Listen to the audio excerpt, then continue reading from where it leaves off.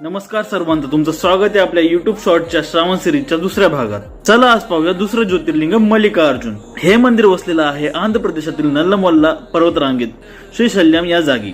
घनदाट जंगल, डोंगर आणि नम्रतेचा अनुभव, इथे भक्ती आणि निसर्ग एकत्र येतात। मुंबईहून श्रीशैल्यमचं अंतर सुमारे 900 किलोमीटर आणि पुण्यावरून तेच अंतर सुमारे 850 किलोमीटर आहे।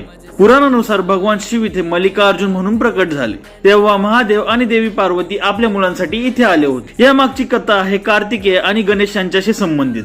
हे एकमेव ज्योतिर्लिंग असे आहे जिथे शिव आणि पार्वती यांचे एकत्रित पूजन, म्हणून याला अमृत विवाह स्थान असेही म्हणतात।